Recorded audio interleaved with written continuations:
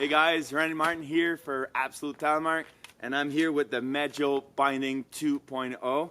And this year's version, I mounted them on the new Black Diamond and Link 90.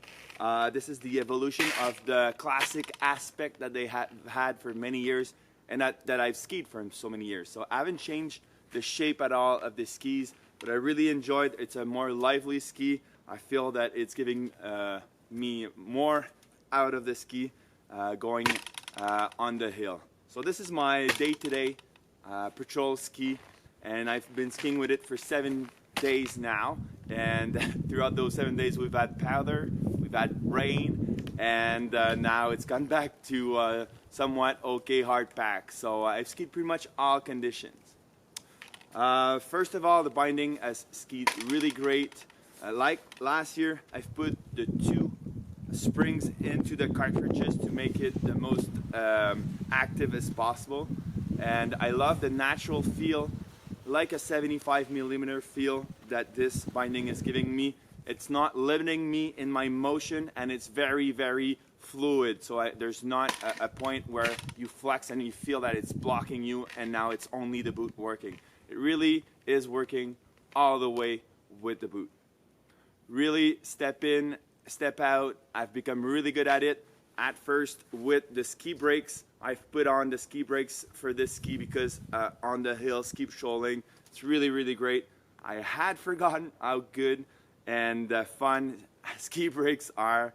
And so main challenge is to get my boots in the binding with that lever here that's actually made there to lift the ski brakes. So putting the boot on, aligning it, pushing down on the brakes, and aligning it for the pins to be in the center of the boot. At first was a challenge, but now 7 days later, I've become really, really good at it. So the challenging part really comes from trying to put on the binding on an incline. That's true for any telemark binding. It's actually true for any alpine binding as well. And as a ski patroller, this is something I have to do quite often, removing my skis and putting them on an incline. As I press down on the ski, the brake lever comes off, and the ski is now free to go down the hill. So I've not come up with a better solution than to put on the skis, like doing a little step like shown here. And actually, you know, on a small incline I can manage, but on a big incline I have to do that, and that's after 1 week still. So maybe I'll improve a bit more and find another way to do it. But doing that works really good.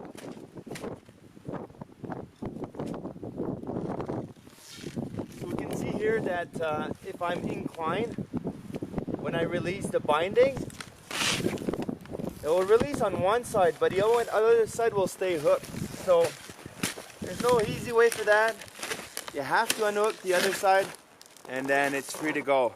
But that's one of the things that I had to work on a little bit, is to remove the skis in an incline. It was much more, it was a challenge because of those 2 pins not unhooking at the same time. Touring. So touring is really what separate this binding from a normal NTN or a 75mm binding. It just kills it. So version 1.2 or the 2.0 right here, nothing has changed. It just tours exceptionally well, and I have realized honestly that it saves me so much energy that by the end of the day, I'm still like, you know, it's the lightness, the light of the day that kills my day now. It's not my legs not going any further. I've also chose lighter skis and a bit lighter boots, so the whole package comes together. So there's a new front piece that also was incorporated with the Meidjo 2.0, and in the touring mode now you can lock the front lever like a normal kind of like a normal Dynafit traditional lever. So you kind of raise that pin, and there's notches that really keeps it on in place. So that's been working really good. And the only thing now, it's a plastic piece, and you see the marks from my poles when I unclip the binding. So maybe the plastic could have been stiffer. I don't know if there's other things to consider there, but there's definitely marks that you can see that show some use. One of the improvement is a now riveted heel riser, and as you can see here, the pin is now blocked on each side of the black plastic part, and that was not the case last year. So that's a really big improvement. I had problem with that. This year, zip, none. It works perfect, light and easy. Ski brakes. So like I said in the intro, the addition of ski brakes was really good for me. I really liked it until I just skied too close, one foot to the other, and I broke all of my ski brakes. I got 2 pair of Meidjo 4 ski brakes, and you can see here the part that's chewed on the black plastic of the ski brake, and that's because I tend to hit the lever, the branch with my other foot, my other ski, and it just breaks the spring, so there's no more tension, and it's done. Skiing. So like the first version, the Meidjo 2.0 is just skis great. The binding is active but not restrictive. The lateral stiffness is actually greater than the 75 millimeter binding I'm used to, and the forward flex is radically different than the NTN. I'm not sure this is an advantage depending on your preferences, but I think it will suit more people. If you like the NTN killer stiffness for restriction, this is not going to do it for you. I've realized that the NTN system is built differently. Boots are lighter because the NTN is actually taking more of the energy, the binding itself, like the NTN freedom and free ride. Going to the Meidjo, and this is the key for its smoothness for me, the boot sole is just not in that same coffin, and the forward flex is much more fluid for that reason. If you've watched my other review of the first version, you know that I like to talk about the equipment as a whole. And so I've switched to the Meidjo and chose the stiffest NTN boot I could find with inserts. So I'm now on the Crispy Evo World Cup, and it's supposedly the most used boot on the World Cup with the top telemarkers. And so I was amazed by the lateral stiffness it had to offer right from the start. But I was also amazed by the livery it gave me with the Meidjo, opposed by the restriction it gave me with the NTN free ride. And the free ride was a lot more than the freedom. But still, both of the NTN bindings were a lot stiffer in the forward flex. And so it's just not the boot itself, it's really the binding. In the end, the Meidjo is limited to the boots you can choose from because of the inserts. Coming from the BD Custom, the boot binding combo is not as stiff. And I would say it's somewhere between the push and the custom in the boot feeling.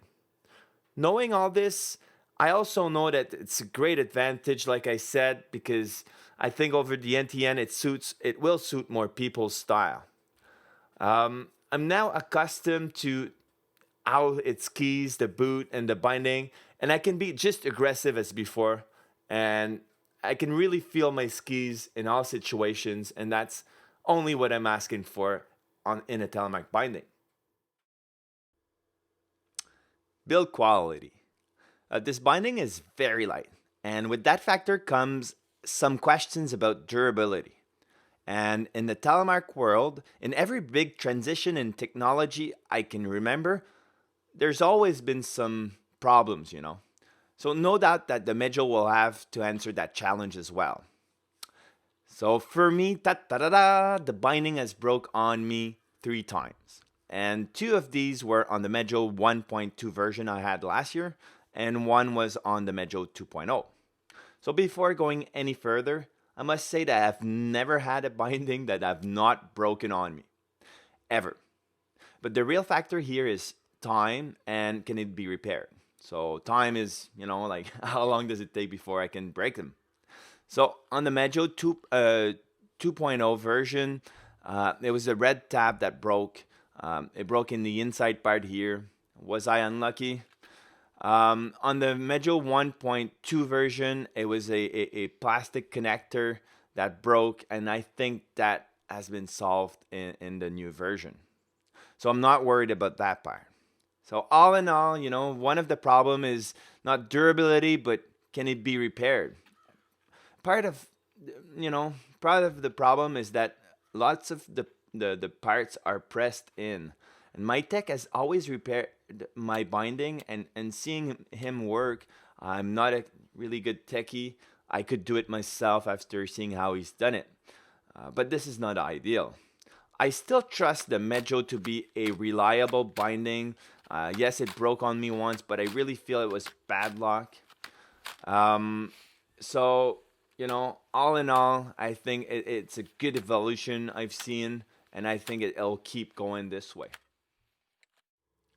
Conclusion. So, the Meidjo 2.0 ski is great, and it's a revolution for touring. The difference is major in the energy spent going up.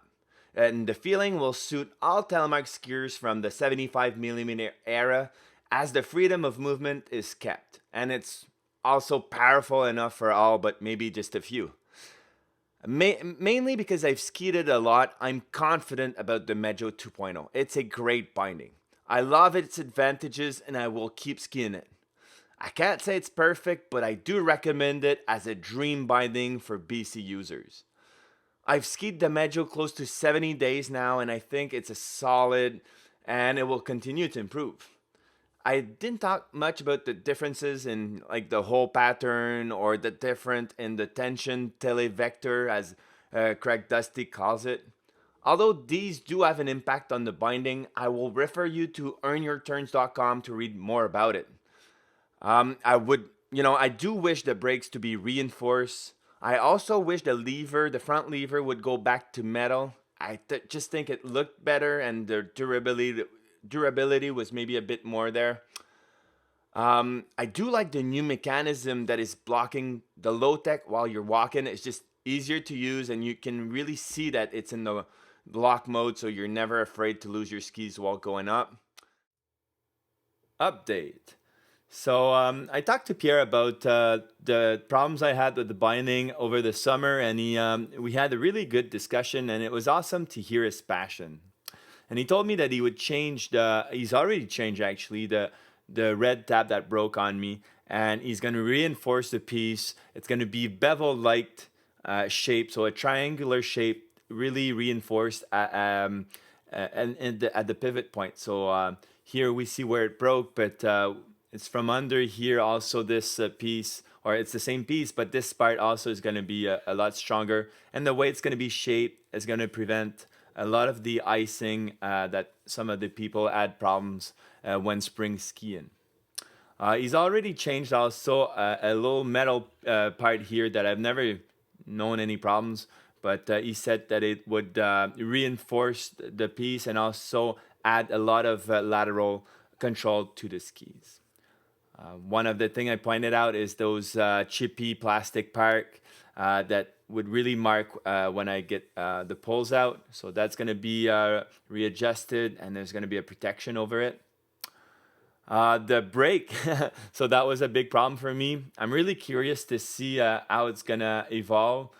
He's going to change the spring design. So it's already done, he told me. And so it's really a different coil that should be a lot stronger. So I can't wait to see if I'm going to be able to break them again or if it's going to last. So it's really cool to see that he's really working on the binding, and it's an evolution year after year. And I think that's really the key for a totally new design like this to really be on the market for 10 years and revolutionize the binding industry. So that's about it. That's it for this review for me. You can check more stuff on my website. It's absolutetelemark.com. As always, a big thank to the Telemark tribe for its support. You can like and share this video if you like. And that's René Martin. Until next time, cheers.